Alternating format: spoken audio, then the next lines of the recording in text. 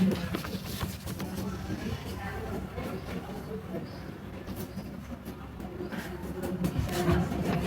book is a gift that you can open again, and again. A very good morning to the honorable judges and my precious audience. I'm Sanjiwani GANESON. I'm studying Form 4 Ideal in SMK Tengku Idris. Our school code is BEA0095. I would love to read different types of books during my free time, basically. It is one of the best hobbies that I never did before, and it helps me to spend my time wisely. Dear friends, today I have chosen 5 books that I find interesting and never get bored at all to read. They are The Story of Rome by Rosie Dickens,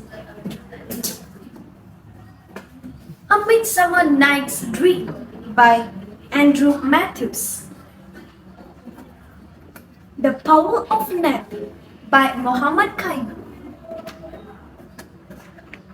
Wisdom Tales by Shah, and the last but definitely not the least book, which is Tamadun Messer by Ayadure Lachman.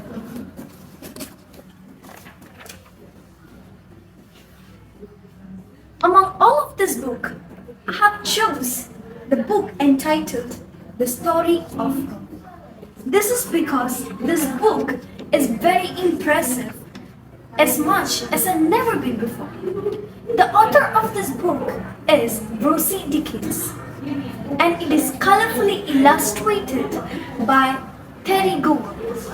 The book was published in 2006 by Usborne Publishing Ltd. There are 60 pages in this book. It cost around 38, which is very reasonable price for me as well.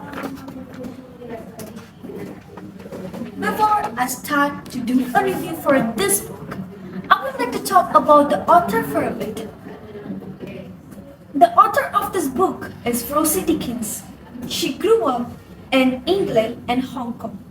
An avid reader, she always loved dreaming up her own stories. After studying literature at Oxford University, art in Paris, and plenty of traveling, she settled in London, where she works for Usborne Publishing. She has written over 100 children's books, from award-winning information books to fiction. Now, I would like to give the summary of this book. The story begins with the birth of 2 young founders of Rome, who are known as twin brothers, Romulus and Remus. They were born to their mother, a glamorous princess, and their father Mars, the god of war. The god attacked Rome for the first time. The first aqueduct was built to bring fresh water into the city. Then Sulla makes himself as a dictator of Rome. 2/3 of Rome, about 1 million people live great life. By this time, about 1 million people at home, Trajan became an emperor and conquers nation. The Roman Empire reaches its greatest extent. In the end, tribes of Goths and Vandals destroy Rome. Emperor Constantine builds a new capital named Constantinople. The advantages of this book are that it is typically structured with the chapters, sections, and headings, making it easier for readers to navigate and follow the content.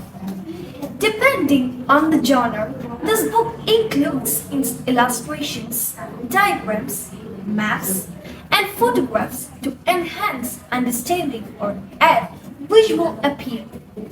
Even though there are many advantages to this book, there is no light without darkness. So we also should know the disadvantages of this book too.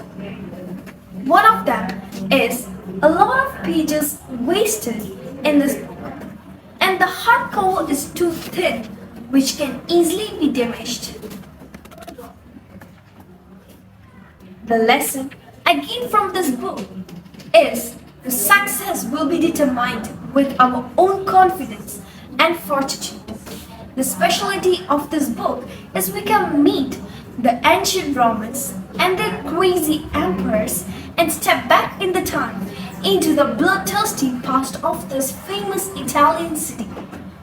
The phrase that I'm impressed by this storybook is in their space time they could watch daredevil chariot races at the Circus Maximus.